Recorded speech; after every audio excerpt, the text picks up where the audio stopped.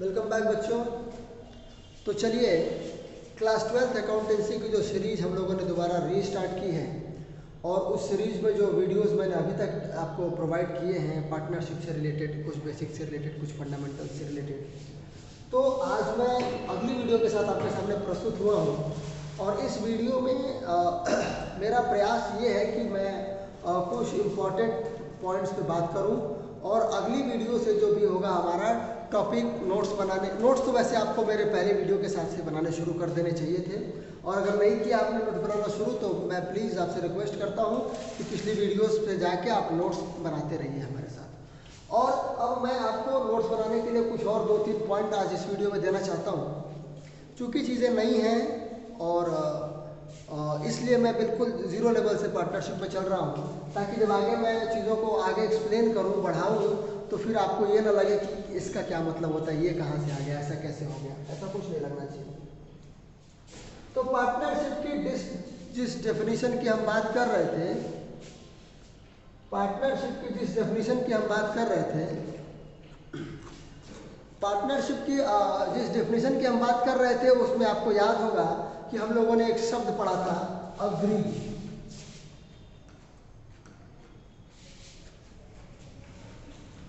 इस अग्री शब्द का मतलब क्या होता है?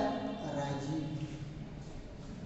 रेडी, तैयार होना, मैं सारी शर्तों को मानने के लिए तैयार हूँ, ये हो गया अग्री। ये अग्री जो सारे पार्टनर अग्री करते हैं तो उनके बीच में एक अग्रीमेंट होता है, इकरारनामा इसको बोल सकते हैं हिंदी में।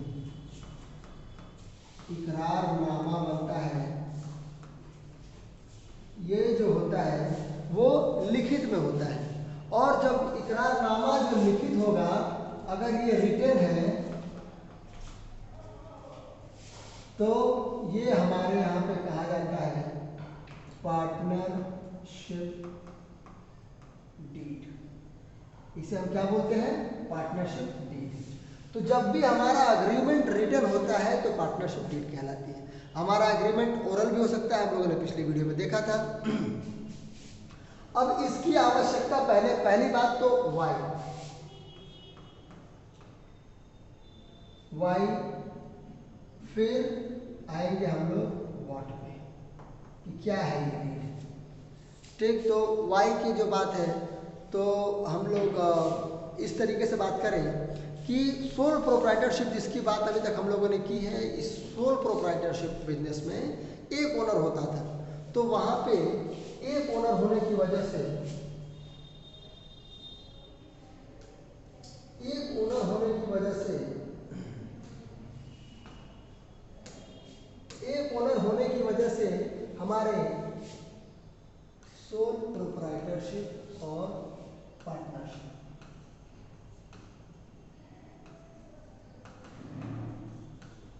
यहाँ पे ओनर की संख्या है 1, यहाँ पे मोर देन 1, एक से अधिक।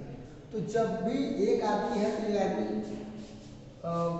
अकेला सारा काम कर रहा है, अकेला सारा प्रॉफिट ले रहा है। लेकिन जब एक से अधिक लोग होते हैं तो यहाँ पे पैदा होती है ये चीज, कॉन्फ्लिक्ट, मतलब मतभेद।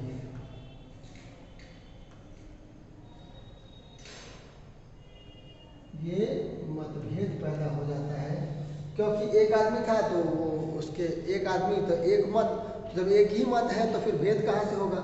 और जब कई लोग हैं तो हर आदमी का अपना अपना मत है, तो अलग अलग मत, तो मतभेद होना ही जाहिर सी बात है। तो जब ये मतभेद होगा तो इस मतभेद को कैसे सॉल्व करेंगे? To solve conflict we need deed. To solve conflict we need deed. हर पार्टनरशिप को एक डीड की आवश्यकता पड़ती है। तो कुछ कॉन्फ्लिक्ट्स ऐसे होते हैं जो डीड से सॉल्व किए जा सकते हैं, लेकिन अब डीड के बाहर का जो कॉन्फ्लिक्ट है उसको कौन सॉल्व करेगा?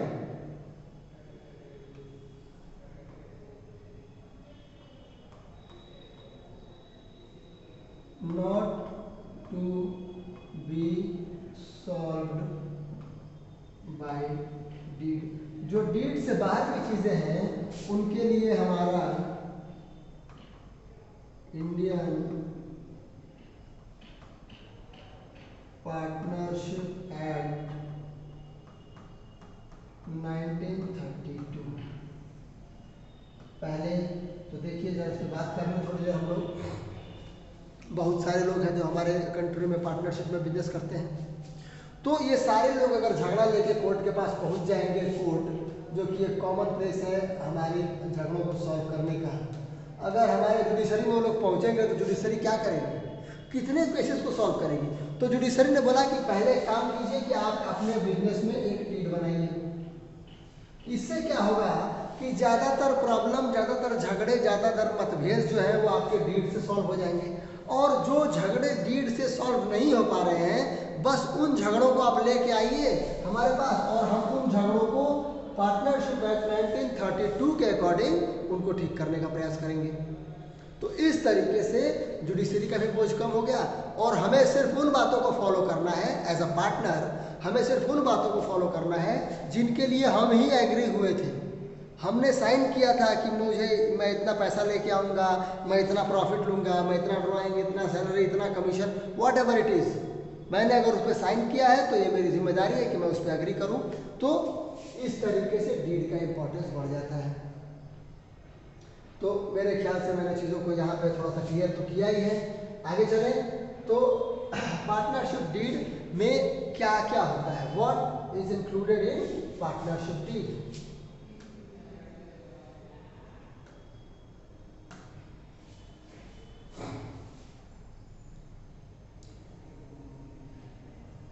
What is deed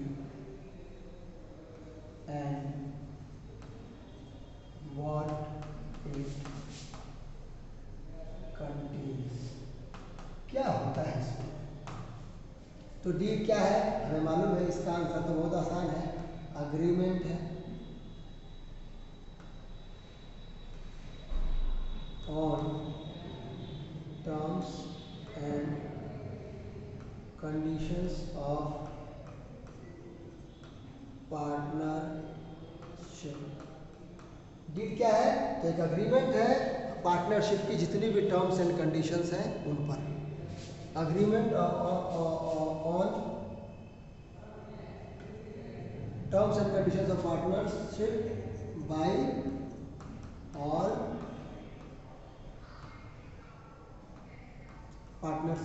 सारे पार्टनर्स का अग्रीमेंट है, उनका सिग्नेचर है, उनका सारे डॉक्यूमेंट लगे हैं, उनकी सारी इन्फॉर्मेशन है, सारी बातें। चलो चलो आगे देखते हैं टॉपिक में। तो ये सारी बातें हैं, अग्रीमेंट है। What it contains, on vital information about partners. तो पार्टनर का क्या है, name,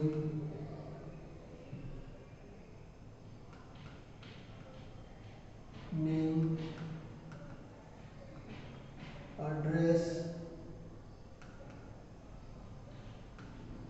bank detail, ID,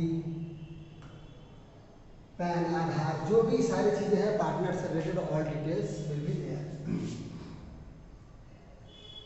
business, type of business, activity included, ऐसी चीज़ें इसलिए दी जाती है ताकि जब हम इसको कभी रजिस्टर भी कराएं तो हमें दिक्कत ना हो। वो सारी एक्टिविटीज जो हम लोग इसमें इंक्लूड किए हैं वो सारे लीगल हैं, इस अप्रूव करने के लिए हम लोग यहाँ पे दिखाएंगे। और क्या क्या चीज़ें होती हैं ये तो ज़रूरी है, लेकिन ये जो है वो बहुत ज़रूरी है। All terms and conditions required for smooth functioning and long life of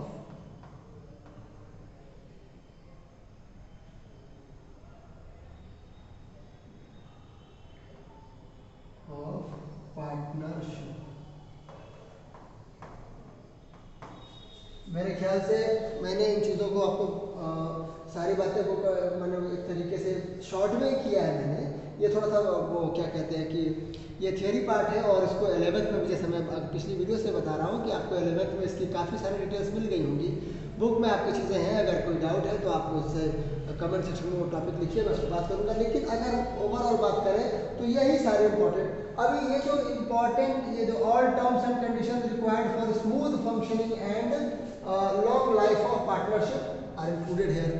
अब क्या है स्मूथ, कैसे बिजनेस स्मूथ चलेगा, तो ऐसा ही कि हर पार्टनर के, तो इसमें से हम लोग कुछ चीज़ों का एग्जांपल ले सकते हैं।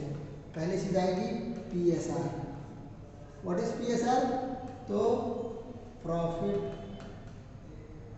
Sharing ratio.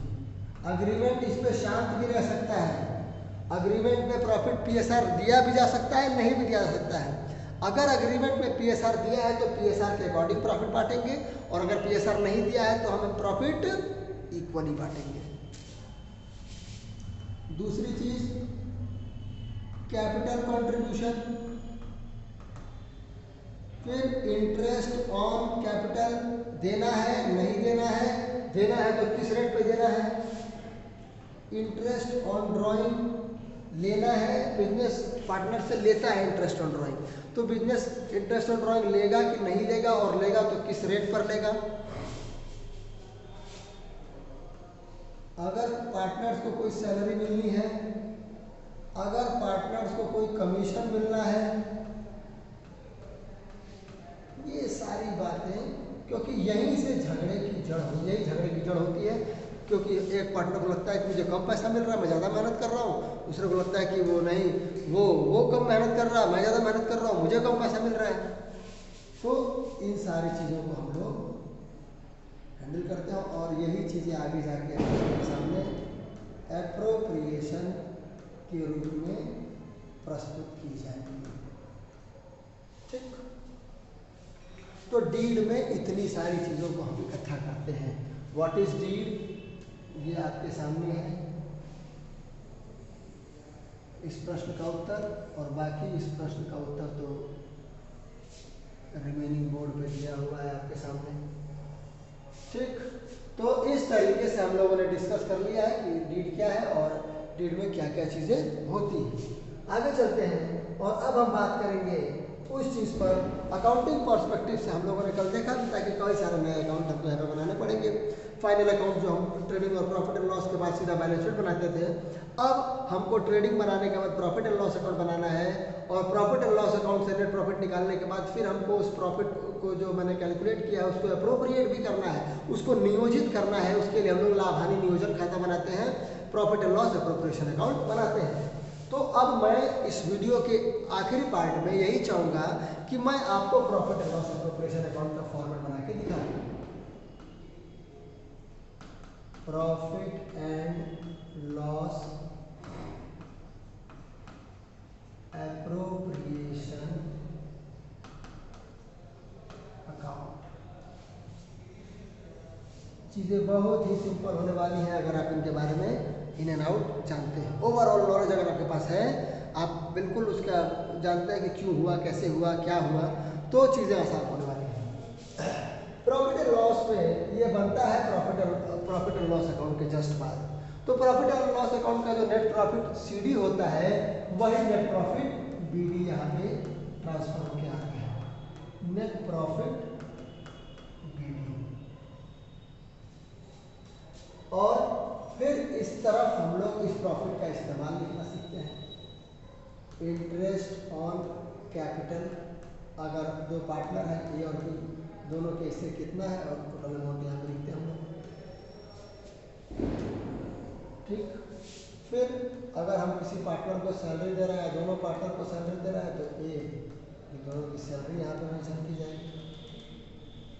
फिर अगर हम A को कमीशन दे रहे हैं तो यहाँ पे A का कमीशन लिखा जाएगा। इस तरीके से हम लोगों ने प्रॉफिट का, और अगर इंटरेस्ट ऑन ड्राइंग हमको वसूल करना है, हमने मेंशन किया अपने डीड में कि हम लेंगे, तो दोनों पार्टनर की जितनी भी ड्राइंग्स हैं जिन पे इंटरेस्ट लगना है उनको हम यहाँ पे लिखेंगे, और उन पर इंटरेस्ट निकाल के फिर उनको यहाँ पे जोड़ के दिखाएंगे। जो भी हमारे पास नेट प्रॉफिट है उसमें हमारा इंटरेस्ट ऑन ड्राइंग ऐड हो जाएगा और हमारे पास एक सम आ जाएगा। और फिर इसी सम को हम लोग यहाँ पे मैच करेंगे। मैच करने के दौरान हमारे पास यहाँ पे एक बैलेंस आएगा और जो बैलेंस आएगा तो यहाँ पे इस बैलेंस को balance transfer to partners capital account. इन पार्टनर्स के कैपिटल अकाउंट में हम लोग ए के अकाउंट में और बी के अकाउंट में जो भी इनके हिस्से का आया है प्रॉफिट उनको करके हम लोग यहाँ पे इस अकाउंट को यूज करेंगे। तो इस तरीके से बड़ा ही सिंपल टाइप का हमें दिख रहा है। हाँ, थोड़ी थोड़ी कंडीशंस के में चेंजेस करके हम आसान दिखने वाली चीज़ों को थोड़ा सा कभी कभी हम लोग क्या बनाना कॉम्प्लेक्स बना सकते हैं, बनाया भी जाता है। जितने भी क्वेश्चन हमें मिलेंगे इतने सिंपल तो मिलने वाले नहीं हैं, थोड़ी सी कॉम्प्लेक्सिटी आएगी। लेकिन अभी जो कि हम लोगों ने जो हमारे स्टार्ट है, जो हम बेसिक्स पे बात कर रहे हैं, तो ये बेसिक्स है जिनको आपको भूलना नहीं है। और अभी हम लोगों ने प्रॉफिट की कंडीशन को डिस्कस कर लिया इस फॉर्मेट में। अब चलिए इसी के एक और पोर्शन बना लेते हैं। मान लेते हैं कि हम लोग दूसरा profit and loss appropriation account बना रहे हैं और इस केस में हमारे पास नेट लॉस है। तो नेट लॉस मतलब क्रेडिट बैलेंस, और जो क्रेडिट बैलेंस है नेट लॉस मतलब डेबिट बैलेंस और प्रॉफिट एंड लॉस, तो नेट लॉस यहाँ पे ये आके यहाँ पे नेट लॉस बीडी हो जाएगा और जो भी अमाउंट है यहाँ पे दिखा रहेगा।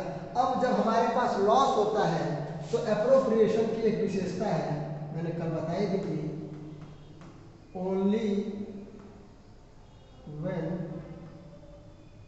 There is profit. अगर कोई एक्स्ट्रा कंडीशन नहीं दी गई है तो एप्रोप्रिएशंस को हम लोग सिर्फ तभी प्रोवाइड करते हैं आम जिंदगी में। बाकी किताब में तो क्वेश्चन कुछ भी बन सकते हैं, लेकिन प्योर लाइफ जो हमारा लाइफ है, अगर उसमें हम पार्टनरशिप में हैं तो एप्रोप्रिएशंस सिर्फ तभी प्रोवाइड किए जाएंगे जब हम लोग उन एप्रोप्रिएशंस को पूरा करने के लायक प्रॉफिट कमाए होंगे तब। अगर हम उनको प्रॉफिट नहीं कमाते हैं तो अलग अलग प्रॉफिट की कंडीशन में एप्रोप्रिएट प्रॉफिट में पूरे एप्रोप्रिएशन दिए जाएंगे, इनएडिक्वेट प्रॉफिट में अलग तरीके से एप्रोप्रिएशन दिए जाएंगे और निगेटिव प्रॉफिट में no appropriation will be provided. तो जैसे ही लॉस का फैसला हुआ, बस हमें कोई भी एप्रोप्रिएशन नहीं देना है, हमें क्या करना है, सिर्फ balance transfer to partners capital account. Partners के कैपिटल अकाउंट में बैलेंस को ट्रांसफर कर देंगे। जो भी लॉस है वो दोनों पार्टनर आपस में बांट लेंगे जिस रेशियो में प्रॉफिट बांट रहे थे, और फिर हम लोग यहाँ पे आके अकाउंट को क्लोज कर देंगे। तो इस तरीके से हम लोगों ने आज ये देखा है कि profit and loss appropriation account किस तरीके के फॉर्मेट में प्रिपेयर होता है, कौन कौन सी चीज़ें हम इसमें इंक्लूड करते हैं। ये सारी चीज़ें हमारी क्या कहलाती हैं, इन्हीं को हम लोग बोलते हैं एप्रोप्रिएशन।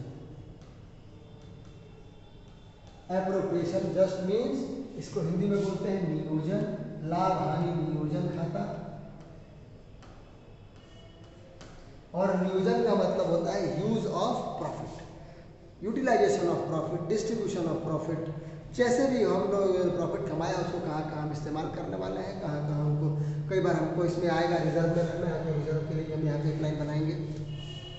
तो इस तरीके से हम लोगों ने आज की वीडियो में डीड और प्रॉफिट एंड लॉस एप्रोप्रिएशन के बारे में कुछ डिटेल्स जानी है और मेरा प्रयास जारी रहेगा और मैं अगले टॉपिक पर भी आपके साथ पास आता रहूँगा। आप लोग वीडियो के साथ साथ नोट्स बनाते रहिए, दोस्तों को शेयर करना कभी ना भूलें और आप भी वीडियो देखते समय कमेंट लाइक करना नहीं भूलें। तो चलिए बहुत जल्दी मिलते हैं अगली वीडियो के साथ। Thank you and all the best.